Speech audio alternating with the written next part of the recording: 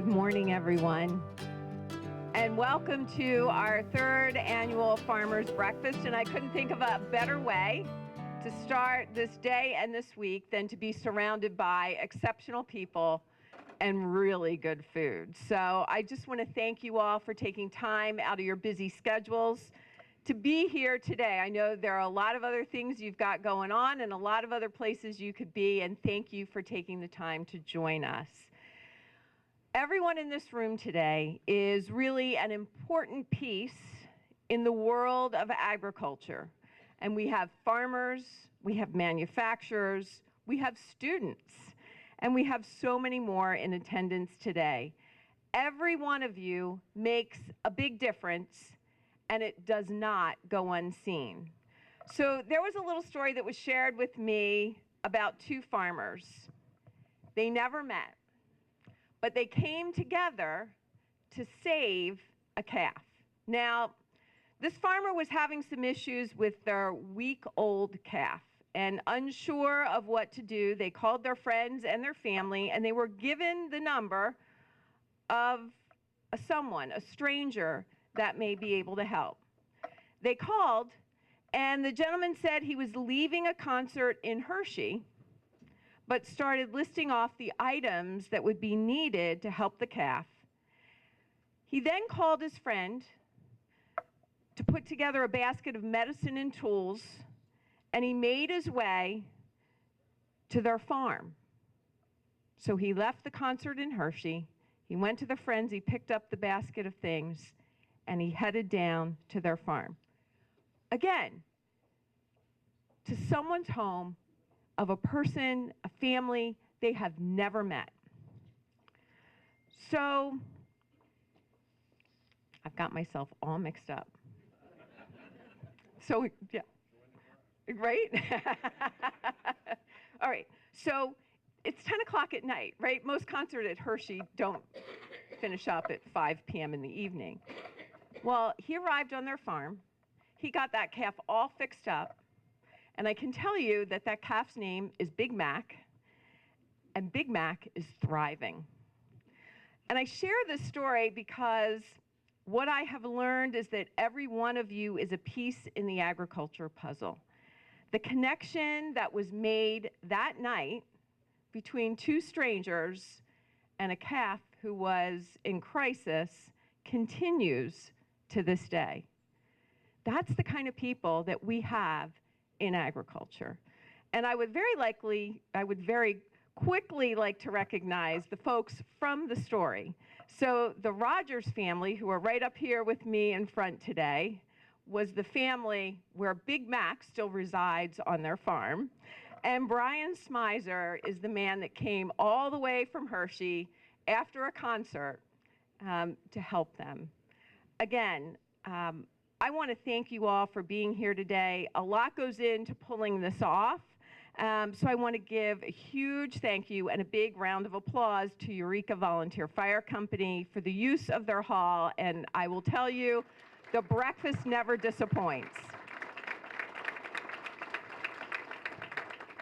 And I would also like to acknowledge our generous sponsors of this event. So first we have Chris Herr, he's with Penn Ag Industries.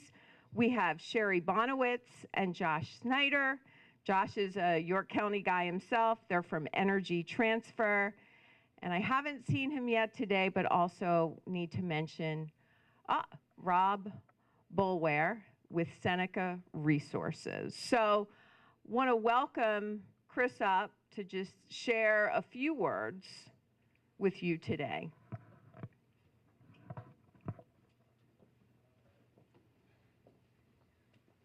I don't want to stand between me and breakfast. Yeah, so thank you. I really appreciate being here. This is our third annual event down here. Pleased to have our partners in energy. We always say that you may disagree about ag and energy policy, but do it over a hot breakfast in a warm house. Always makes sense to us to do that. But really thrilled to be here. Pleased to hear again from Secretary Redding. It's been a hectic several months. As we talk about avian influenza and really tough decisions that have been made recently. but we wouldn't be where we are without the support of the last two governors, the legislature, and certainly the secretary and his staff. Can hardly wait to hear from Congressman Thompson. Have been with him numerous times also in the past couple of months. Having someone who has that direct line to Congress and to the president has been amazing. Again, things that I haven't seen in my career. Doors have been opened up by Congressman Thompson. We sort of take for granted that he's chairman of the Ag Committee. He's just always been a friend and a neighbor. So again, thank you for allowing us to sponsor, and I'll turn it back to you. Thank you, Senator. Thank you so much, Chris. We have a great lineup of speakers today, and I want to be able to leave enough time for all of your questions. I know you always have a lot of questions. But before we begin, it's been a really difficult weekend in York County.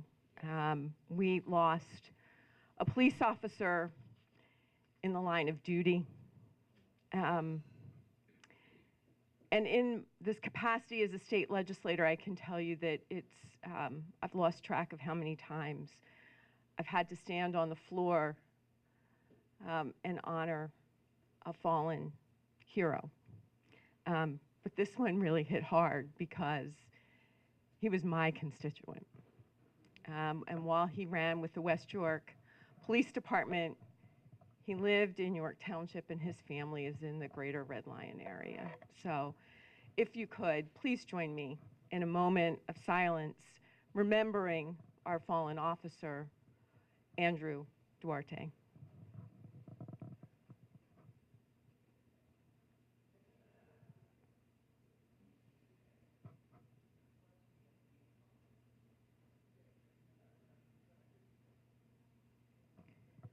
Thank you, and may God rest his soul. And please, we're so fortunate to be joined here today by two of Southern York County Regional's finest police officers. We are so grateful for the fine men and women who stand in that thin blue line for all of us.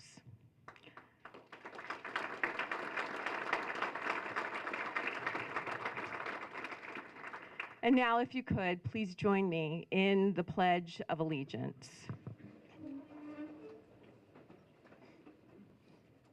I pledge allegiance to the flag of the United States of America and to the republic for which it stands, one nation, under God, indivisible, with liberty and justice for all. Thank you so much.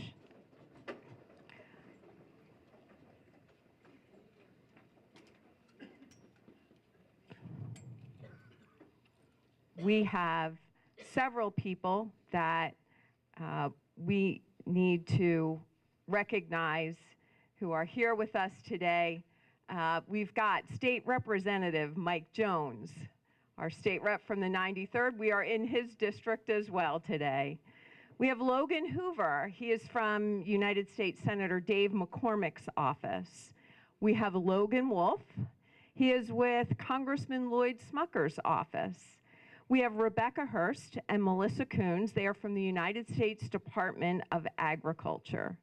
We have our Pennsylvania State Future Farmers of America team, Emily Kerstetter, Chloe Baumgardner, Evan Espenshade, Nathan Lesh, Sydney Albright, Jacqueline Martin, and of course, York County's very own Kennedy Laird.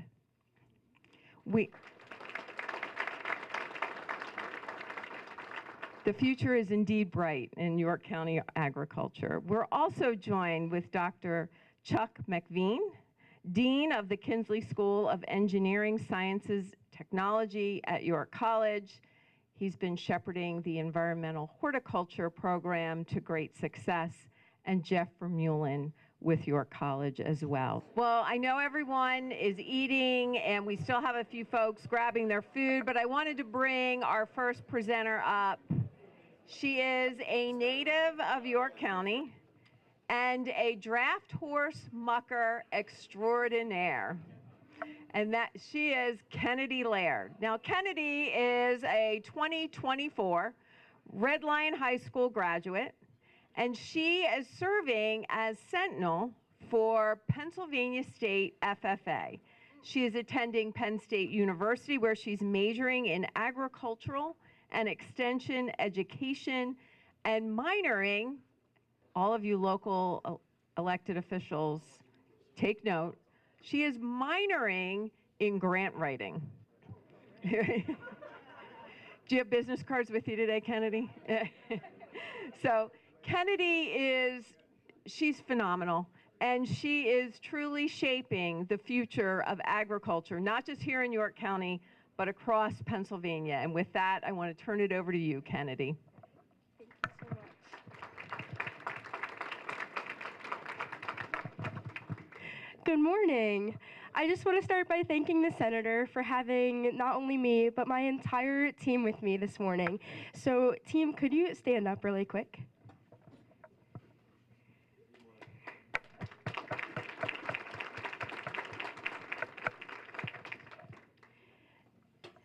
So we are a team of 7 that represents nearly 16,000 members across the Commonwealth of Pennsylvania. And I am proud to be a native of Southern York County and a proud alumnus of the Red Lion Area FFA chapter. I'm so happy to see so many Blue Jackets here this morning from chapters like Kennedy, Red Lion, and 2 of our ag teachers from Eastern York. Across the county of York, we have nearly 1,000 members, which is so amazing, with only 6 chapters across our whole entire county. As the state leadership team, we have a lot of different events. We go around and visit schools from all across the state, running different leadership and communication and team building workshops. As our team also travels the state, we also plan different conventions and conferences for members to attend from all across the state. Yesterday, we wrapped up our Agricultural Cooperation Establishes Success Conference up in Harrisburg. We had 4 weekends with nearly 2,000 FFA members coming and attending and having fun. Right now, we are in the process of planning our state legislative leadership conference that will be held in March, where members come in and they learn about the legislative process. They get to sit in legislative shoes and debate bills for 3 days. We also then invite our state legislators from all around for a breakfast on the last morning of our conference, where FFA members get that interaction with their legislators, the people who make things happen around them. Can we give a round of applause for all of our legislators that are here this morning?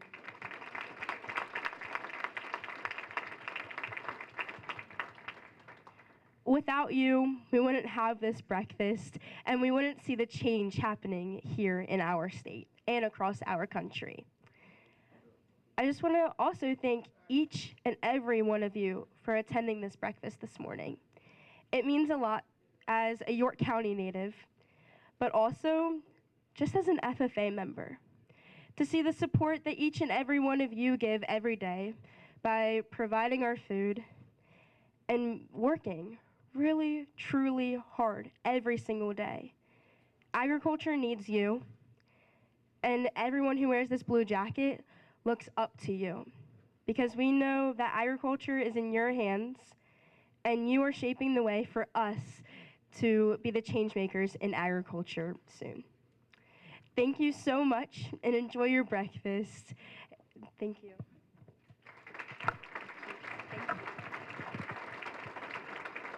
Thank you so much, Kennedy. It's always an inspiration to be able to spend time with the really bright, exceptional young people that wear those blue jackets. Does anybody have any questions for Kennedy? Well, if you do, she will be here the entire breakfast. Kennedy, thank you so much. Now, our next speaker surely needs no introduction. It's none other than Secretary Redding, and serving the Commonwealth and the agriculture community for almost a decade, Secretary Redding is exceedingly knowledgeable on issues that farmers face daily. It is such a pleasure to have him here again this year. Secretary Redding. You're kind. Thank you. Thank you. Hey, Senator, thank you. Good morning, everybody. It is good to be here. It's good to be back. Thank you for breakfast. It's always a good day when you get some bacon and eggs, right? What can be, day doesn't get any better than that, right? But like most of you, I came to hear our chairman of the House Ag Committee, G.T. Thompson, anxious to hear what G.T. has to say. I say often, not to steal any of his thunder, but just think about how fortunate we are to have his leadership at this moment, to have somebody in the House Agriculture Committee the first time in Pennsylvania since, I always get it wrong, I'll say 160 years, he can correct me. But to think about what was happening in our nation's history back when we had our last chairman and where we are today, and there's certainly a lot of parallels between what was happening at the time of 160 years ago at the divided nation. But I say often that there was also inspiration in what happened during that time. We had two really incredibly important actions of our nation. One was to create the U.S. Department of Agriculture that happened coming out of a civil war. And certainly the other was the creation of a land-grant university system. So even at a time of divided nation, divided government, they came together to do really important things for America, right? So I find inspiration in that. I know we're challenged in the moment we live, but I'm also, as I look forward and look long, as we do in agriculture, this isn't about today. This isn't about this growing season or maybe even this generation. It's the future, right? Look forward. It's the next one and the one after that. And we're a product of that vision. We're a product of that work. And just want to say thank you to each of the folks who are here, who are part of agriculture, as Kennedy mentioned. I want to say thank you to Senator Phillips-Hill. She's been amazingly effective, important. She's a good listener, really anxious to work with us. If there's a problem, we talk about what those issues are. As you can tell, I'm getting ready for my appropriations hearing a little bit later this week, so I just want to make sure I say the right things at this breakfast so I can talk about what we're doing in Pennsylvania. Certainly this economy is sort of a tale of two ag economies, right? It depends where you are and what product you're producing as to whether it's good or challenged, right? There are a few things that were really, really good at the moment. Certainly if you're in the beef industry somewhere, you're doing okay.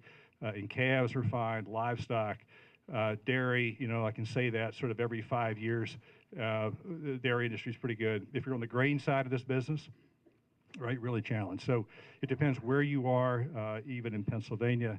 But we have taken sort of the position in the Department of the Governor is really look hard at where agriculture is in the state, right, and being very strategic about agriculture. One of the most important things that have happened in the last 2 years, in my opinion, is that agriculture is now one of the 5 pillars of our state's strategic economic development plan, right? Manufacturing, energy, life sciences, robotics, and agriculture. And to me, there's a cross-cut of this industry that goes through each one of those, right? Chris started this morning talking about energy. The second largest energy state in the nation. Think about it. Think about the assets we have in PA, agriculture, energy, the ports, the people, the market. And every time that I'm with my colleagues from around the country, I get a chance to brag a little bit, right? Because this is a really special place. York County is a special place. Pennsylvania is a special place for what we do, how we do it. To think that we've got our own farm bill, the only state-level farm bill in the nation. Only one. More young farmers under the age of 35 than any other state in the nation. More farmland preserved in Pennsylvania than any other state in the nation. 3 ports that link us to the 95% of the stomachs that are someplace other than the United States of America. We're in the food business, right? I need people to eat. Every one of you who produce something needs somebody to eat, right? We're 5% of the world's population. The other 95%, this product has got to move somehow, right? So that is all in the work that we do inside the department.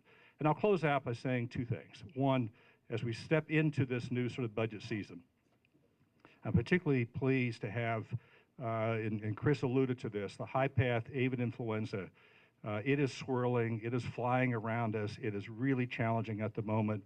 It's in every state of the country. The dairy high-path AI is in 16 states. It's not in Pennsylvania. Thankfully, we've run 22,000 tests to confirm that, and the USDA just a week ago gave us sort of the stage 4. That means we're high-path AI dairy free. That's important, with all of the movement of cattle back and forth. But the high-path AI in poultry continues to plague us, right? It's a really, really difficult issue, particularly when it's in the wild birds, right? Everybody looks up. I've got a bird tracker on my phone. I look at the number of birds in the air last night, right? I can tell you there are 100 million birds, right? We'll hit a peak of 400 million birds in the air at night, right, going out across this country. So there's a lot of exposure there. I just ask everybody who's in that business, we're working with you. We have a recovery fund, only recovery fund in the country. But that entire effort is built on the frame of a partnership. It's a 3-way partnership between the industry, the state of Pennsylvania, and our USDA and those folks. And it's really, really critical that we keep them engaged, we keep working at it. That is where we are at the moment. We've had to depop about 2.3 million birds since January. It's not an easy thing to do. The challenge we have is the wild. I also add everybody who's got backyard birds, right? You're not exempt. There's no easy pass here, right? The virus is about the species. It's not about the number. So we've got to be very careful with that, but we're really pleased to have the recovery fund, the legislature, with 3 governors now, and Senator Phillips-Hill, and the House have really supported that. Again, important. We added a Western Animal Health Lab in Pennsylvania just a week ago. We've been talking about that forever, but you think about the University of Pennsylvania, New Bolton Center, the lab we have in Harrisburg, and of course our land-grant university system. Those 3 have historically been our paddle system. There was no lab west of I-99. There's a lot of animal agriculture in the western part of the state, so we've added a 4th lab in the west, which is really important. And then final point would be just a note of thanks to each of you. Appreciate what you do. Love your county. You guys think you're normal, most of you. But just to say, this is extraordinary. And when you think about your county, the agriculture that's here, the production that's here, the systems that are here, the people that are here, you know, to have FFA chapters and ag teachers and conservation districts and farmland preservation, all of these great infrastructure and the businesses that are here, that's really extraordinary. I'll go places in the state where they could only dream of this day, dream of this structure, right, where they've got access to veterinarians and, you know, the sales and service and markets and people. That's what you have here. So it is an extraordinary state. We thank you for what you do in your county and really appreciate everyone's commitment to agriculture and support of what we do in this important industry, critical industry to Pennsylvania. Thank you. Thank you very much, Mr. Secretary. It is always great to hear your perspective on agriculture in Pennsylvania.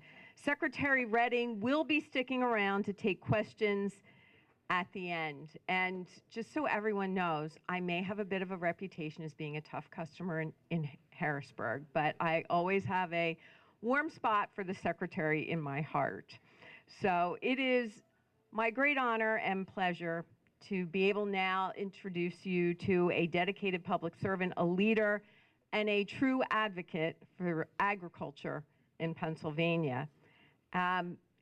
He flew in from Texas last night. This is a person who has been all around the country at events just like this, listening to farmers in just about every state in our nation. Now, he serves the people of the 15th Congressional District, and I know that he is a very familiar face and certainly a familiar name to many of you, and he is Congressman G.T. Thompson. And he has focused a lot of his work and his policies on strengthening our economy, improving healthcare, improving workforce development, and ensuring a bright future for agriculture in his district, in our great Commonwealth, and across our great nation. Congressman Thompson's leadership extends far beyond the walls of Congress. He is well known for his very collaborative approach and finding solutions that make a real difference in the lives of all Pennsylvanians. I am so pleased to be able to welcome him here today.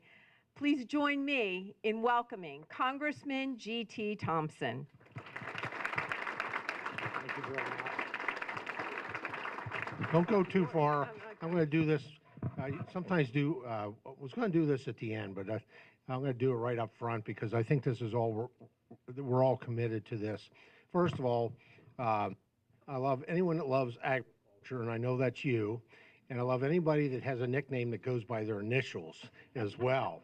So KPH from GT, this is what our commitment is and why we're here today, and that is to make agriculture great again. I love it. There you go. All right. Now, you're welcome. Thank you. Thank you so much. Well, good morning, everyone.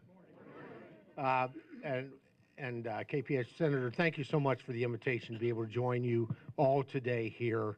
I mean, what better way to start out than with a group of folks who are just dedicated to America and Pennsylvania's #1 industry, which is agriculture, the industry that clothes, feeds, and fuels really our nation and different parts of the world when you look at humanitarian assistance and our trade policy. And thank you for having it here at the Eureka Fire Hall. I'm an old firefighter. If I wasn't in Congress, BC before Congress, you'd find me at the fire hall, either running calls or, quite frankly, working in the kitchen, taking orders from my wife, who was working in the kitchen. And so, how about another big hand for the Eureka Auxiliary and the fire company here? Our fire department, volunteer fire departments they really right there with farming are the fabric of our rural communities, and we're just so appreciative for all the time and everything they put into it.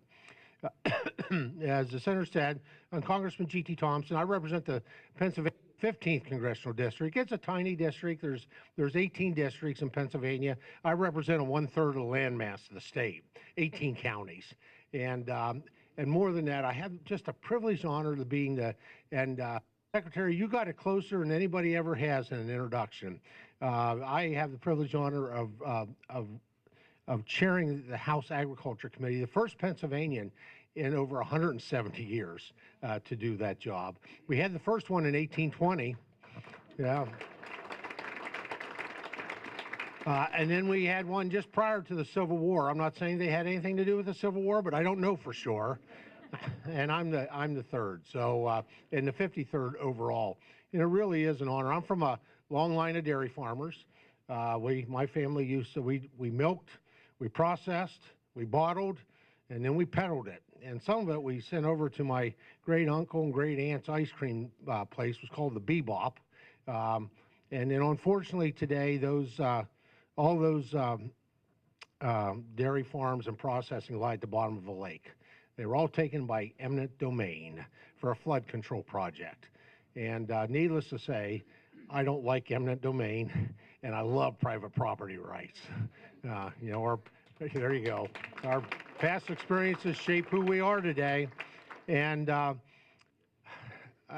just want to say and I don't need to tell you all this, you know it, but I think it's an important starting point. Things are tough in agriculture. We've had 4 years now of, and some of it more than 4 years, but low commodity prices. Now, there's some differences. Right now, cattle is a great place to be. But I can tell you, you don't have to go back too far where, it hasn't been so good. But our commodity prices overall are low, our input costs are up. Some of the federal government has not made it easy. Some of the things that you need in terms of those agri-products, those agri-chemicals, the things that help you be able to produce what you need, they just arbitrarily outlawed them. And they did it at a terrible time when there was supply chain disruption around the world to be able to get anything to replace it. We have a 46% trade deficit, which is really unheard of. Normally our trade deficit is, we don't have a trade deficit. We normally have a trade surplus.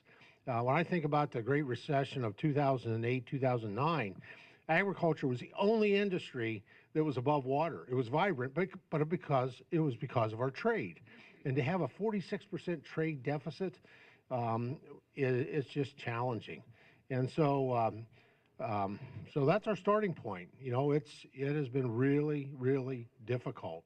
That said, this is the most essential industry in the world, right? I mean, you all provide us food and fiber and building materials, energy resources, and the return on investment of what we do from the federal government. And I'm so appreciative to Secretary Redding and his leadership and the fact that we have a farm bill on the state level. Russell has been a great friend of mine for a couple decades, actually. We're getting old. But also the leadership there to have this Pennsylvania having the only farm bill, and it really works well together. But you just look at the federal level of what we invest in Pennsylvania, America's #1 industry. You know, it's and what we get, the return on investment for that, the number of jobs, and that's significant. The number of jobs across the agriculture, not just production, but processing, those in the supply chain, the amount of economic activity that occurs, that's generated. This next one, hopefully your breakfast is over. I don't want to ruin your appetite, and I don't want to impact your digestion, but the amount of taxes that are paid by those in farming and ranching and in the forestry industry across the agriculture.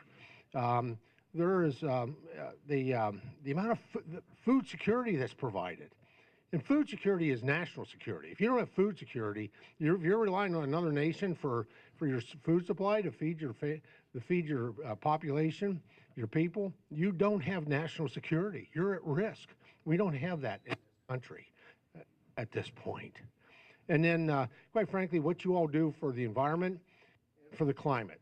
I'll get on my soapbox a little bit on climate because I get really tired of those folks who don't believe in real science, they only believe in political science, putting a bullseye on the back of our farmers and ranchers. It's just wrong. I mean, you all, I don't care whether you're raising crops, critters, or trees. That's all agriculture, right? Well, the science says that you all sequester and by the way, I give a lot of credit to our processors too, because they do a great job with this. But combined, the agriculture family sequesters 6.1 gigatons of carbon annually. Now, I have no idea how big a gigaton is. I'll be honest with you. I had one of my members from California, Doug Lamalfa. I'd mentioned that I was standing in the middle of a rice field in Central Valley, California. And so Doug never paid attention when I was speaking anyways. He was on his phone, but he was looking up gigaton and what that was. And so he tried to explain that to me. And you know what? I still didn't understand it. And then he looked at me and says, well, you understand this. Do you know what the abbreviation of gigaton is? And I said, I have no idea. He says, GT. And I'm thinking, that's kind of cool. I get that part, and I'm okay with it. But the bottom line is we, as an industry, nationwide, we sequester 6.1 gigatons, 6.1% more carbon than what we emit.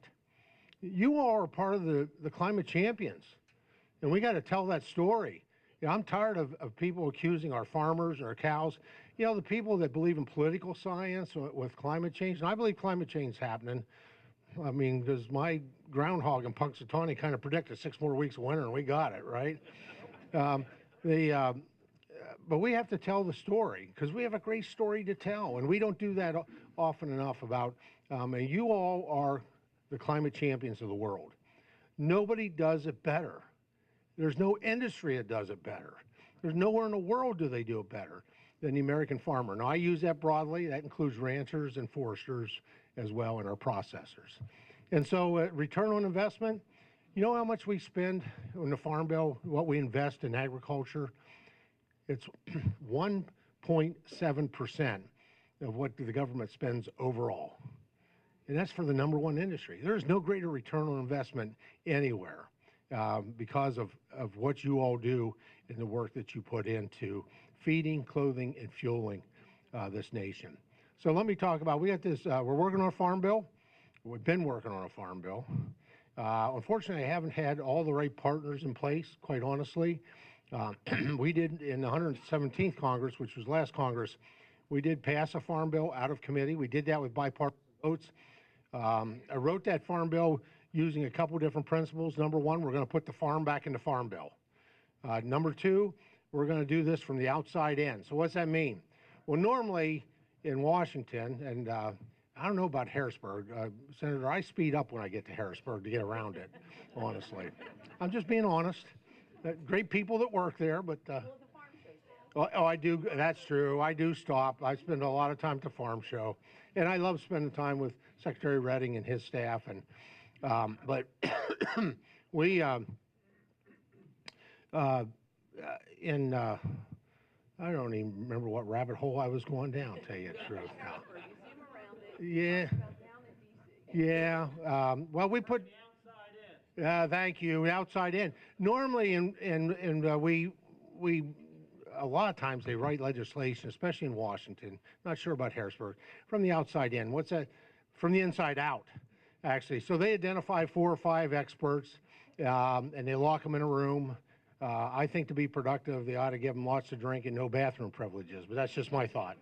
But these so-called insider experts write a bill, right? We'll take it, we'll pass it, and then we take it out to the rest of the country and try to convince people it's the best thing since sliced white bread. And it's not, right? And the reason it's not is because we haven't brought the key stakeholders to the table, you know, having them being a part of what we do. So I like to do things from the inside out, and that's why I have done listening sessions like we're going here today with some of your questions. I've done that all over the Commonwealth of Pennsylvania, not just in my 18 counties. I've done it all over the country. I've been in 42 states in 1 territory, Puerto Rico. And I like to say the only place I really needed an interpreter was in Mississippi. Now, if there's anybody here from Mississippi, that's not true. I apologize. I love my Mississippi farmers. It's just funny, so I can't help it. And they know that. They're great farmers in Mississippi. But I've done over 150 listening sessions in all these states in that territory because you all know what the problems are. And you also, if you're living with a problem, if you're living with a challenge, you know what the answer is too. And that's why it's important to do things, third principle, in a tripartisan way. And that's bringing just not Republicans and Democrats to the table, but that's bringing the voices of American agriculture to the table. And that's the farm bill that we prepared last Congress. That'll be the farm bill and starting point here in the 119th Congress. And so and I'll give you evidence of just how tripartisan this farm bill is that we've drafted so far. You know, we're starting over again. I'm going to have to reintroduce it, but we got a great start. We're still looking for ideas until we get that to the president's desk. There's an opportunity to continue to improve and to do things even better, I believe. It's dynamic. It's not static. It's not stuck. But the farm bill, the Farm, Food, and National Security Act of 2024, which will soon be of 2025, renamed, there are 40 measures within that farm bill that was just led by Democrats. Now, I'm a Republican, but I don't think any party has a corner on the best ideas. And I didn't put their measures into the farm bill just to kind of influence their vote. I put them in because they were good proposals. I put them in because they put the farm back in the farm bill. And there are 140 measures that were co-led by at least 1 Republican and 1 Democrat, usually multiples. And then there's a whole host that were done by just Republicans. And so in the construct of legislation in Washington, you're not going to find a more bipartisan constructed bill than what we had put together. What we passed out of committee, and we passed it actually with bipartisan votes. Now, there's criticism because I didn't get it to the House floor. I have to tell you, Farm Bill can be a tough vote for some members, and I get that part. And I have members who have already committed because of our relationships and because of how I'm doing this. This will be the first Farm Bill that they're going to vote for. They're committed to doing that. That said, there was no hope in the Senate. Senate didn't have a Farm Bill. The chairwoman of the Senate Ag Committee, she's now retired. Wish her the best of luck in retirement. she just, I mean, she released something, but it was like with 30 days to the end of last year. It wasn't a serious attempt. She didn't engage the Republicans on her side. So there was no future. And so I'm not going to put members in a difficult vote on the House floor when it just wasn't going anywhere. And so I wanted you to know that's why we didn't proceed. Not that I didn't think we could get it passed off the House floor. It would just been a tough vote for some members, and I want their tough vote to count for something in the end. And so some of the changes that we've seen that make me very positive is I've got new partners. Angie Craig from the state of Minnesota is a Democrat, and she is the ranking member. Angie's a good friend. She's a great Aggie. She actually grew up in Arkansas, so she's got a kind of funny accent for living in Minnesota. She gets by with it. And she is a great partner. And so I'm really excited about Representative Craig. On the Senate side, John Bozeman from Arkansas is now the chairman of the Senate Agriculture Committee. John was in the House when I was first elected in 2008. We're brothers in the Lord. We did Bible study together. He was a mentor of mine. And I'm really excited about him being chair. His ranking member is also from Minnesota, actually. And that's Senator Klobuchar, who is committed to agriculture, who is a champion for agriculture. So we got all the right people in place. And then we have Brooke Rollins from well, they like to say the nation of Texas. And she's a Texas Aggie, and her education degrees are in agriculture, and she is passionate about agriculture, and she is our 33rd Secretary of Agriculture. Great partner, someone who wants to work with the legislative branch. I didn't necessarily have that the past 4 years. And then we have Donald J. Trump, who loves farmers. And it's a priority for him. So all the right people are in the right place. So let me just kind of water ski, so to speak, over some of the things we put in, because the most valuable part of this is questions that you might have. I'm going to just start with Title I. I'm not going to do all 12 titles, but I'm going to hit the high points. The safety net programs. For too long, the only change to the safety net programs for the commodities have been they gutted them. Back in 2008, they took money away from the safety net for the commodities in order to fund more nutrition, and I'm not opposed to that. I believe that it's a rural value. Neighbors help neighbors in need, but we also expect those neighbors to be helping themselves. That's just a principled approach. We're investing about $50 billion into Title I for the safety net program. We want it so that it's meaningful. We want it so that if you need it, and Title I is about market volatility, and certainly we've been living with that.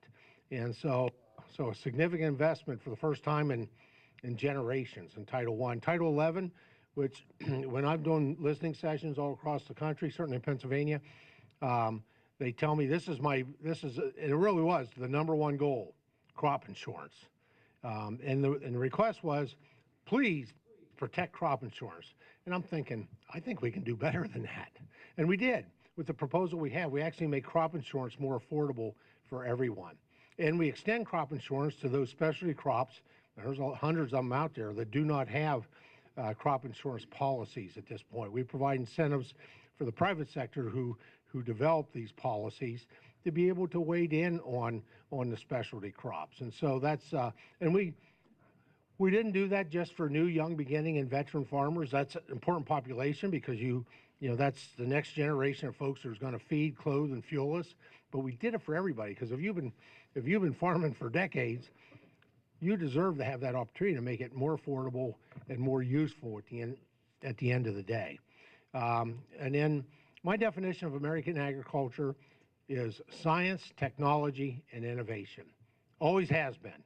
Always has been. Even those early settlers and of different coming from different countries. Although I will say it's Pennsylvania, so a lot of German folks coming over the years.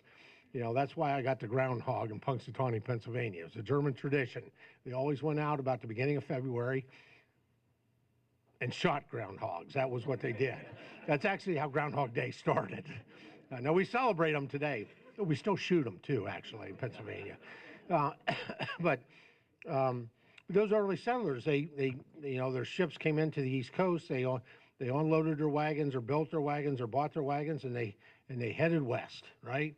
A lot of them stopped in Pennsylvania because they saw the fertile valleys and those fertile soils. Now, some of them kept going, and I swear some of them kept going until the wheels fell off. Because if you've ever been in parts of Arizona, you wonder why anybody over 100 years ago would have even, without irrigation, would have stopped there, right? Had to be the wheels fell off of their wagon. But those early farmers, I mean, they science and technology. And it was crude and rudimentary. It was trial and error. But the goal was to be able to raise their yield a little bit more the following year using different methods so that more of their family members would survive. It was a righteous reason to do it. But that was simple science, trial and error. Today, it's very sophisticated. And so for the first time in a long time, we're investing in science when it comes to agriculture. We're still number one in the world, is where America needs to be in terms of scientific advancements in agriculture. But I got to tell you, China's catching us. They put a lot of money in, much more than what we put in. So we're doing that investment. Probably first time ever, we're investing, proposed $2.5 billion for our land-grant universities like Penn State, for research facilities. You know, we have a lot of really successful alumni, and they're very generous, and they'll put their names on classroom buildings. But I've yet to find anybody who wants to put their name on a sow barn, you know? We need that, right? If we're going to build a defense against swine flu, we need it on some experimental poultry farms, to be able to find a final solution to this high pathogenic aviation influenza. And so it'll be competitive at $2.5 million. And we're also creating centers of excellence. I forget the exact numbers, like 7 or 9, that these land grants can compete for in order to take a lead on certain areas. So we have a great, within the miscellaneous title, we have a great animal health. Well, it's really a One Health approach, but investing in large animal veterinarians and incentivizing folks, because we need them and we don't have near enough. On High Path, there's monies in there to help, sadly, with the calling of the flocks when necessary, but we have monies for vaccines, we have monies for research in this space. Rural development, we got 2 ladies over here take the great lead for us in Pennsylvania with rural economic development. So that's those rural community needs, whether it's help with fire halls or hospitals or nursing homes or schools or, just township buildings, graders for townships. There's just so much that was packed into these 12 titles of the Farm Bill. And I'll be glad to get into any specifics here with questions. Let me deal with timing and where we're at, and then we'll kind of switch over to questions. I'll back up a little bit and say we've had some real tough times, and it culminated, I should have said this earlier, in the end of 2024 with a lot of our lenders, whether it was farm credit or community banks or credit unions, who just were not in a position to be able to extend credit for the 2025 crop or the 2025 herd or flock. And it's because things were just so bad. I mean, we have, farms that the current generation, it had been spent down to generational wealth of those farms. And without credit, it's hard to be in business. I know farmers that borrow more than a year to raise a crop or a flock or a herd than what the average family has to borrow in a lifetime. And so it was not good. The lenders, at the end of the year, they came to Washington to advocate, and they came with all the commodity groups, and that was powerful. But without so I asked for some leadership for something we'd never done before, and that was economic assistance.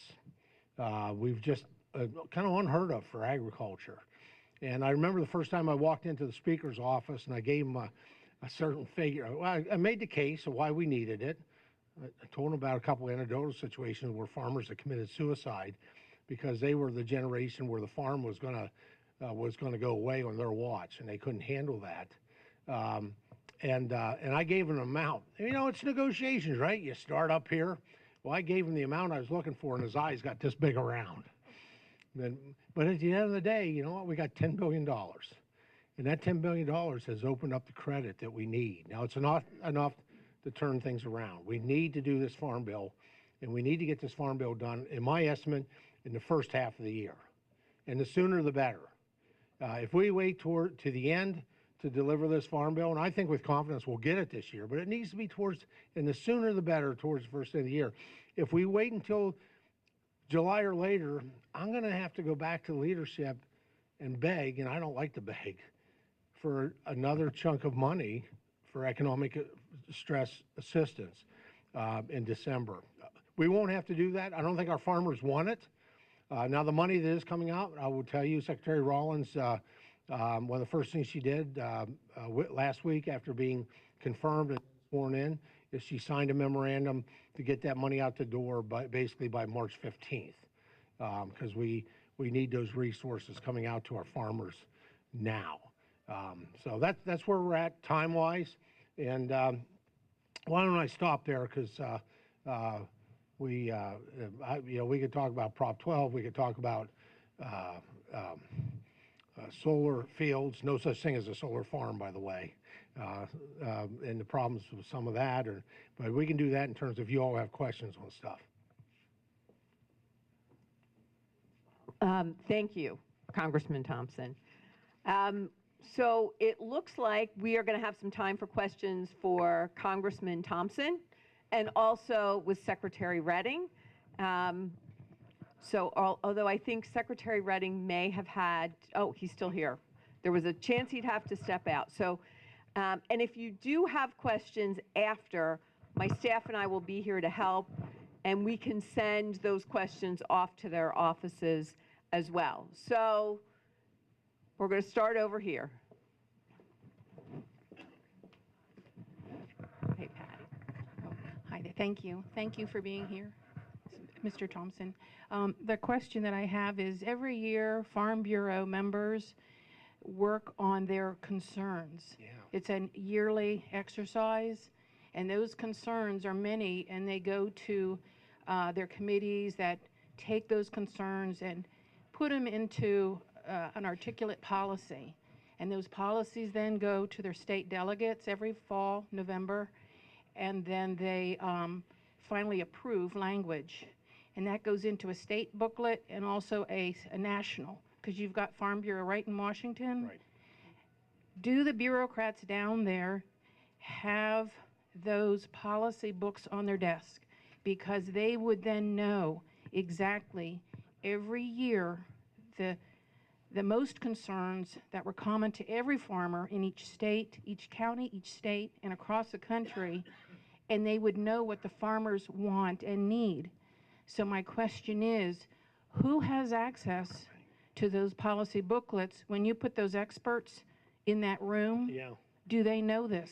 That's the voice of farmers all across America. That's a great question. I've been a Thank you, Patty. Farm Bureau member for over 25 years, and absolutely. And the key folks that they need to be on are on the desks of the policymakers. That's the members of the House and the Senate, and they are definitely there. There is no better grassroots process for public policy, I find, my experience anyways, in Farm Bureau. I love getting out to those legislative days where the members are proposing policies. First of all, the food's great, and they always have chocolate milk. And the policy discussion is really good.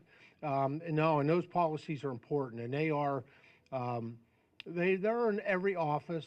Farm Bureau, as you all know, those of you who've come to Washington, and of course the policies are separated by state policies and federal policies, and it is a great process, and I'll just say it makes a tremendous difference. Just to know that they have them when you put the experts in that room, that's what they should be starting with. Right. Those are all the concerns all across the nation on an annual basis. Yeah. Any further questions? Well, we'll come back to you. Hugh McPherson. Thanks a bunch for being here. Appreciate it. My question is, in a tariff-happy environment and the trade deficit that you had mentioned before, there's not a lot of ways for countries to respond other than against our agricultural products. So I'm wondering how that, our particular vulnerability as an industry, what's in the Farm Bill or what's playing out as an effort to respond to the potential tariff? No, great question. War. First of all, let me say in the Farm Bill, we have market access program for market development.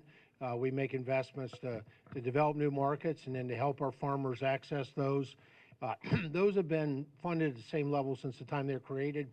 In our proposed Farm Bill, we double that. We double the investment for outreach. I also think that President Trump learned a lot the first 4 years he was president, Trump 45. I call that the dress rehearsal. You know, he knows what works, what doesn't work. He knows who to trust, who not to trust, and I think it's going to make a difference. He's a smart man. He's a businessman by heart, and I think, yeah, it seems like his favorite word is tariff, because, you know, soft diplomacy, which takes forever and doesn't always generate results, can be very frustrating for all of us. I think President Trump is using what I describe as diplomacy by sledgehammer, and you know, it's working. And he uses tariffs, the threat of tariffs. Now, he knows what that agriculture is the target of retaliatory tariffs. I think we had to put like $28 billion towards our farmers for out of the Commodity Credit Corporation to make up for retaliatory tariffs. Obviously, didn't keep our farmers whole, but it helped a lot. I'm not sure we're prepared to do that. I'm prepared to do that. I'm not sure it's going to be necessary. Now, I'll give you an example. The first time he threatened tariffs, it was on Colombia. He had 2 planes full of gang members, convicted murderers, rapists, pedophiles, and he was shipping them back to Colombia, let them deal with them. And Colombia turned those planes around. And so President Trump announced, well, that's fine, that's okay. We're going to put 25% tariffs on top of your 25% tariffs, 50% altogether. And you know what happened? The Colombian president called up and said, President Trump, we're going to take these people and I'm going to send my presidential plane to pick them up. You know, we're also in the middle of a drug war.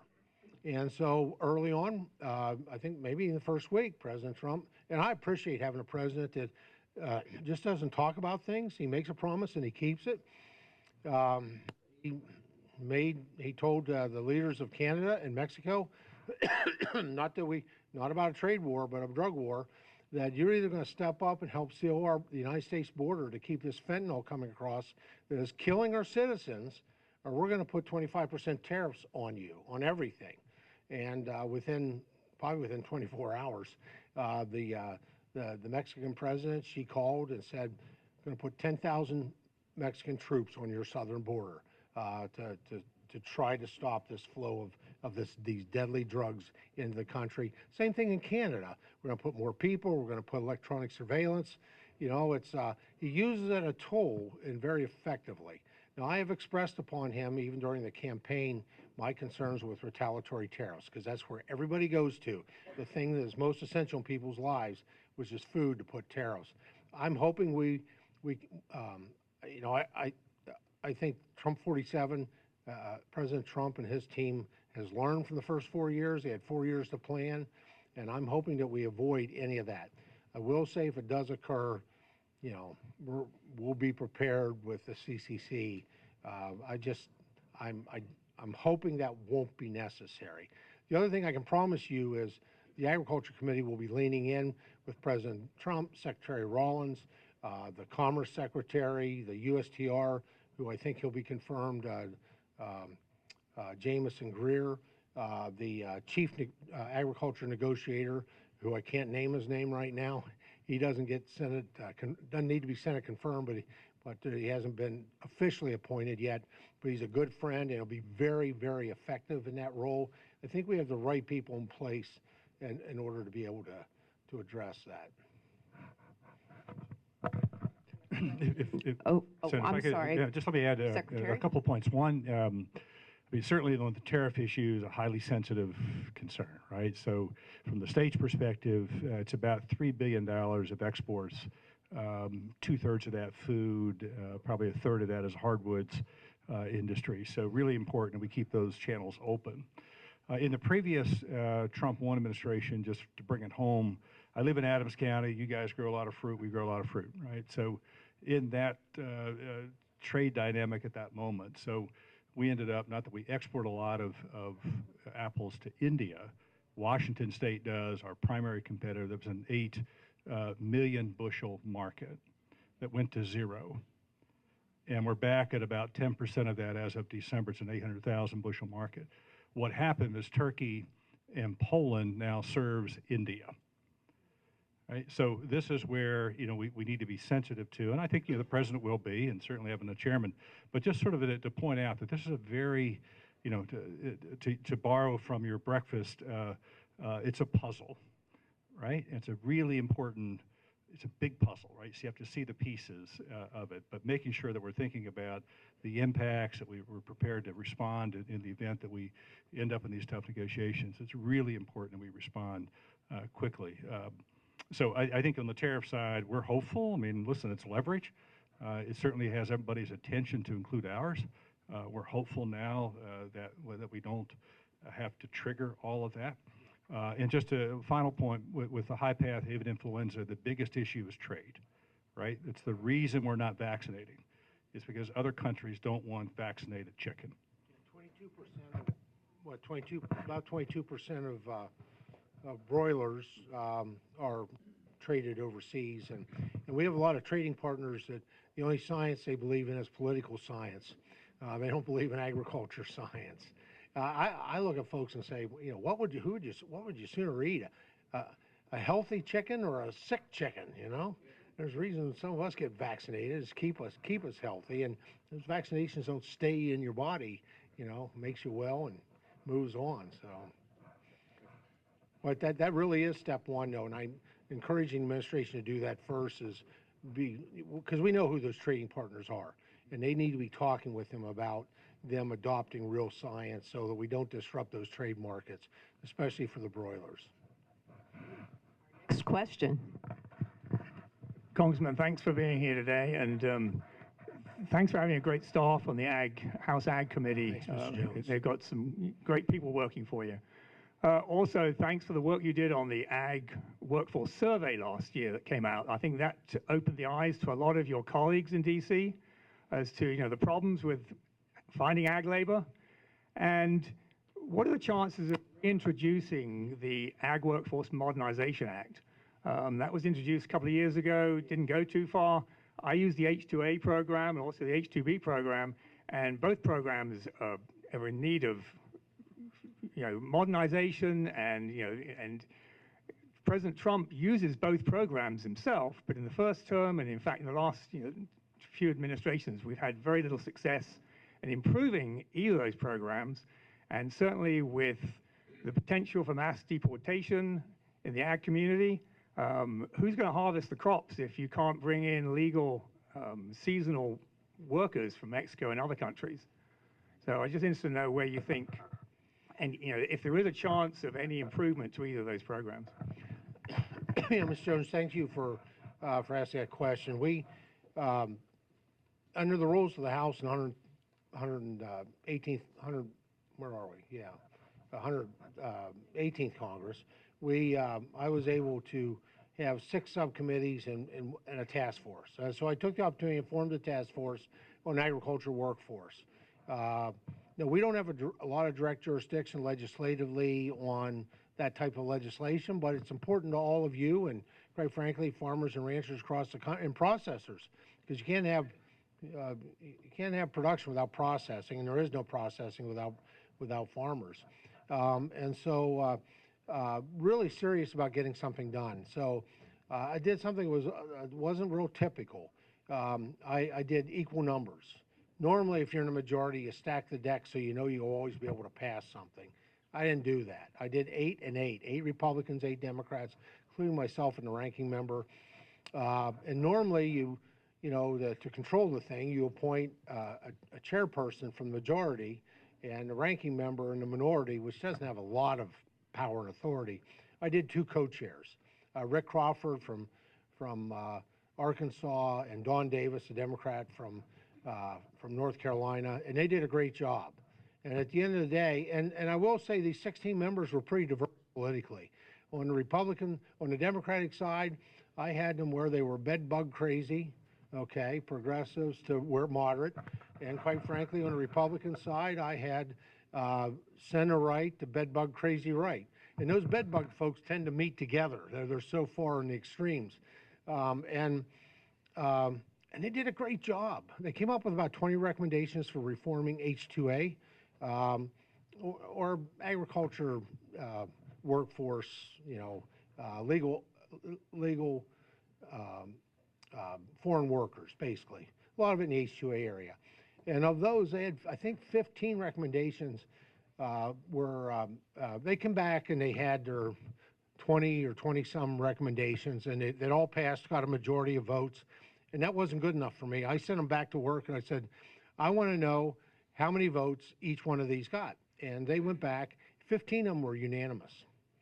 Now, and those decisions were informed by folks just like you, because we had producers of different commodities. We had processors of different commodities that came in and testified over the course of about a year, 11, 10 months before that group. So I am taking those recommendations to Legislative Council. We're going to put that in the form of legislation.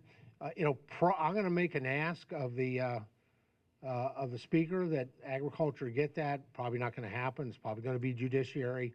But that's a strong bill when you've done it in a tripartisan way, bringing the people with the workforce needs. Now, it's not about a pathway to citizenship. That's all already well defined on how you do that. This is about people who want to come here. They want to come in legally. They want to work hard. These are not displacing any American jobs. The fact that to use H-2A as a farmer, that you have to spend so much money advertising for American workers and you get nobody, it's all for nothing. What a waste of money that is in the agriculture industry. So there's some really good reforms making it better for year-round. Right now, H-2A is only good for seasonal, taking a little liability off of the farmers. So we'll be advancing that. I don't think it's impossible to do right now. It's always been hard because how controversial an open border has been. But I don't know if you realize that in the first month of President Trump being in office, illegal crossings are down 94%, or 96%. I think it's just 4% are coming across now. And they're being stopped and vetted and all that stuff. So I think we're in better times. This is also a nice countermeasure for, to be able to make sure we're providing workforce. Because if we don't have agricultural workforce, we have food insecurity, and food insecurity is national insecurity. If I could add, so this immigration issue, I think is going to be the defining issue for Pennsylvania American agriculture, right? Because there's this great reveal about who is actually in the food system. And I use the example all the time that, you don't need a lot of processing unless you've got production, right? So these things are connected. So I've been in poultry processing plants with 17 languages. I'm not sure they're all from Mississippi, right? But the point is, they're not here. They're folks who are with us, really talented folks. And how do we honor that work? How do we speak of that work? How do we represent that work? I think is a really important part, back to Patty's point about the American Farm Bureau and the policy pieces. Fixing the H-2A. You have to fix the problem, right? So I applaud the chairman for adding that piece to the Farm Bill debate, because it's the driver for the other titles, right? You've got to be predictable on your labor, and how do we secure that label and represent that labor, really, really critical. So I'm hopeful that there are voices, that can help us sort of tell the story about what the needs are. We've got industries in the state with dairy and mushrooms particularly that have no access to H-2A because it's not seasonal, right? So there are a lot of things. So that's an issue that, just like the tariff one, we need a lot of different voices, to understand, like, what does agriculture need? How do you secure that? What does it do? Because I think there's a public piece that no one really appreciates that. Like, how does this actually get done? And we have jobs that folks domestically are simply not going to do, right? I mean, so that's part of our challenge is how do you find this equilibrium between sort of what the system does today. It's a bipartisan failure for 5 presidents, right? You have to fix it. So we've got to figure it out, and it's not going to be easy because you have to confront some of the realities of what people will do here and why we have them here. But then how do we treat that and speak of that labor is really important. So thank you. I saw a commercial too. Kristin was a friend of mine. She was the governor of South Dakota, and I was shocked by this commercial yesterday. Pleasantly pleased, to tell you the truth, but I'd never seen anything like this. This administration is the most transparent. If the word overly transparent applies, it would apply to this one. And she was doing, it was like an ad. It said, if you're here illegally, we encourage you to go home, because if you go home on your own, you know, you're going to be able to come back in legally, and which dovetails nicely with what we're trying to do with these reforms to H-2A. And so I was pleased to see that happen. Right now, the folks that are being rounded up are the criminals, the people with histories or gang affiliation, and I'm just really happy. Our communities are going to be a lot safer by sending them back to their own countries where their country will have to deal with that behavior. We'll try one over on this side of the room.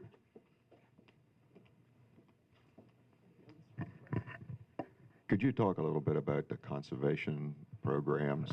A lot of it has gone through the IRA, which seems not to be popular. And some of it is environmental and social. Sure. So what's going on from here? Well, the conservation, after nutrition, which is mandatory spending, the conservation title is probably it's pretty exciting, actually. It's in the best position financially. With what we have proposed with the Farm Bill, the significant investments in conservation, we know it's not enough. Right, we finished 2020, and I think there were 86,000 contracts just under EQIP that we weren't able to fund. So one of my plans are to now the Trump administration. I've been working with the Trump administration in terms of the pause on funding and some of the terminations that have happened in the ag space, and we've had a lot of success. The FSA offices are now going to be staffed and working on NRCS yet. It makes no sense to cut NRCS when our Farm Bill really makes a nice investment in technical assistance. You need to have the expertise there to do that. I think we'll be successful. I just haven't gotten that word yet back. Most recently, I heard that the RA, any grants that people had applied for, including the IRA grants, as long as that approval happened before January 20th, those are going out the door. Those are going to be delivered. So I want to roll whatever money's left of the IRA, conservation, and our Inflation Reduction Act generated conservation dollars into the baseline of the Farm Bill. So that it'll be there for this Farm Bill, but if we put it in a baseline, it'll be there forever. So every Farm Bill that comes up, we'll be able to make those investments. And I think that's a good thing. We need, conservation is a tool to help, quite frankly, farmers deal with overregulation or tough regulation. It's a tool to help increase yield, because healthy soils, you increase your productivity, increase your yield. Conservation helps farmers be climate champions because as you make that soil healthy, and use certain practices, you sequester carbon. And when we sequester carbon, we generate oxygen and topsoil. That's a win-win, right? And then on top of that, a lot of folks don't know about or of the Sustains Act, which is a piece of legislation. It was my legislation. President Biden signed it his first December in. Yes, that'd be right. His first December in office. And the Sustains Act creates a public-private partnership that individuals, corporations, wealthy individuals, anyone, I guess, could make a donation to USDA. And that money has to be used for more conservation programs. And you wouldn't believe the corporations, the businesses have been knocking on my door you'd recognize the names, I just can't share them with you, who want to know when is USDA going to have this ready to go, because they want to write a check. They want to get their climate credentials by through this means, which is great because farmers benefit, and we all benefit, right? Consumers benefit when you increase yield and good, healthy food. So, so conservation's probably, I think conservation's in a really good spot going forward.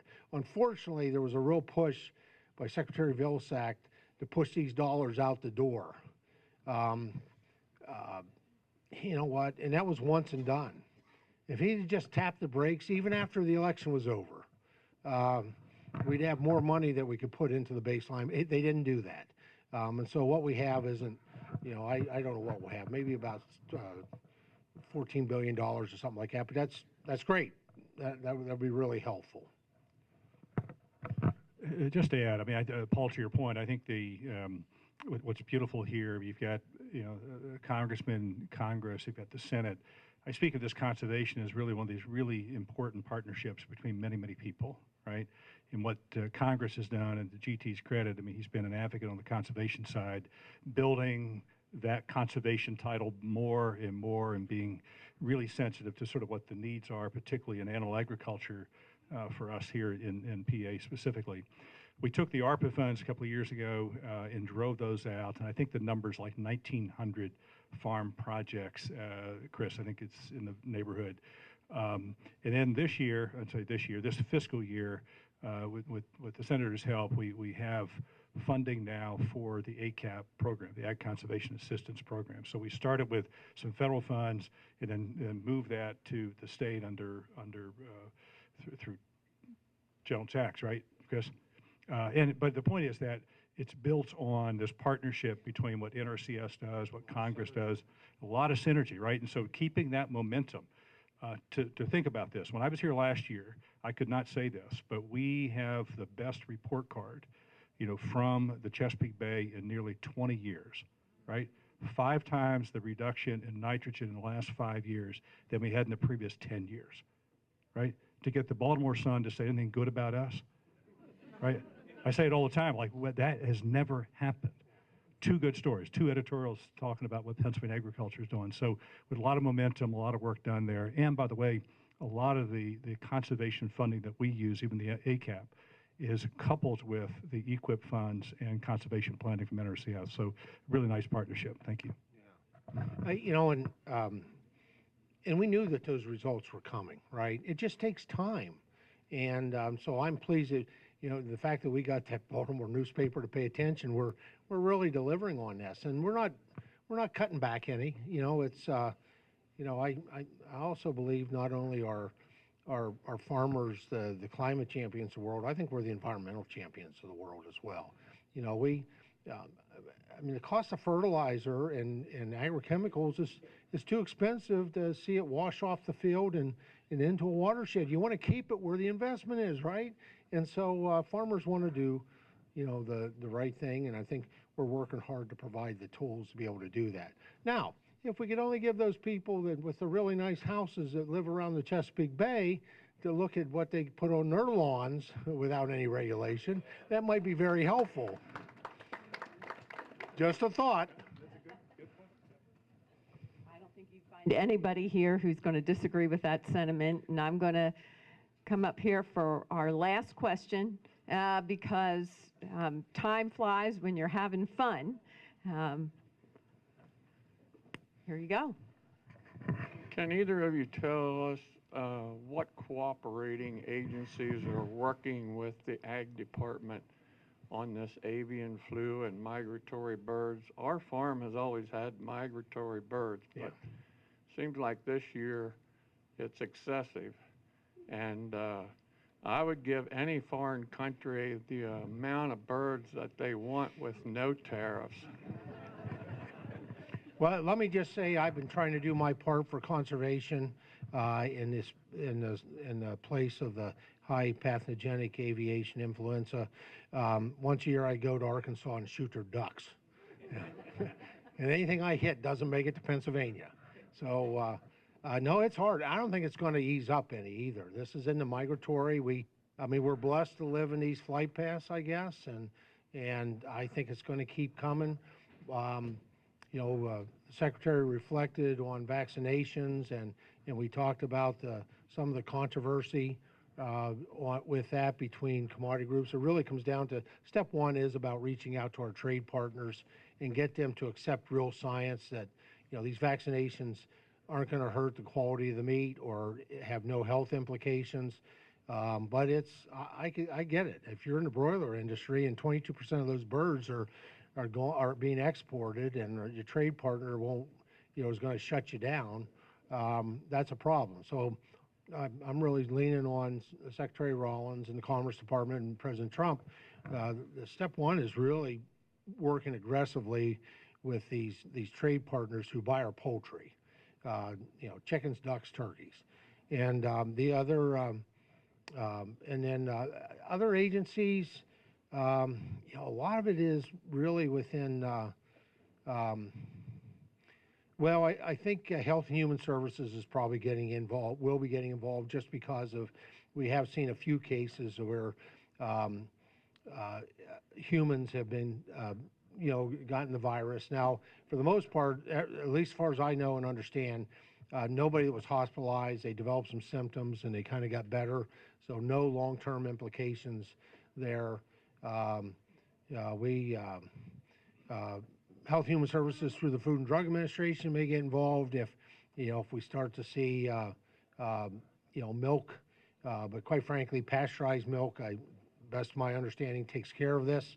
The pasteurization makes it a little rough on those who are selling and consuming raw milk, which there's no better place to do that than in Pennsylvania.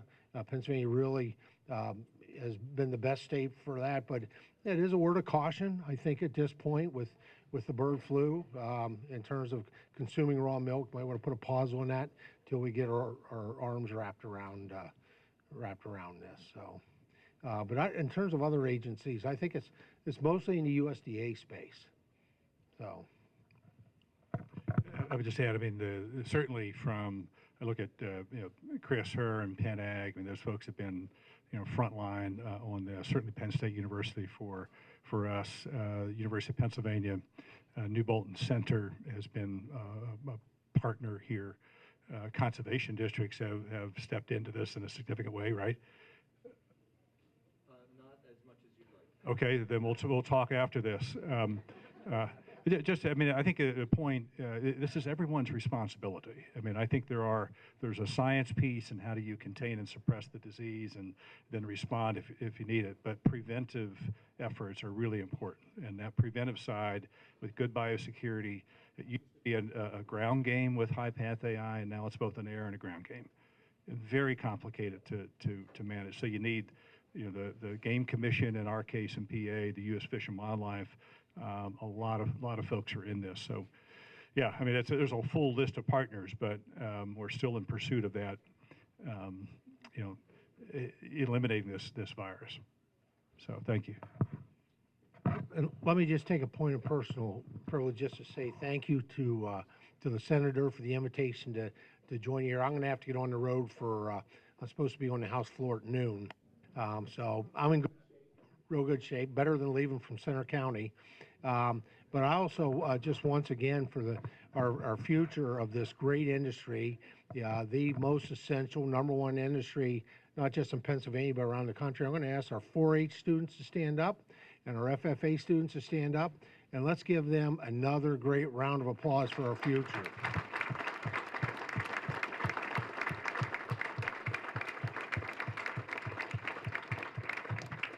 No pressure, but the future of this industry is on each of you. So, no. Senator, thank you very much. Congressman, cannot thank you enough. Secretary, thank you. You're always here for us. We really appreciate that. And listen, I want to thank you all again for joining us this morning. I want to give another thank you to our hosts and the folks that prepared our breakfast today. Thank you, Eureka. Thank you to all our speakers, Congressman G.T. Thompson, Secretary Redding, State FFA Sentinel Kennady Laird. Your incredible insight and your perspective on the state of agriculture have been absolutely invaluable. And most importantly, thank you all for being a big piece of that big puzzle that is York County and Pennsylvania agriculture. So thank you again. Really appreciate you being here today.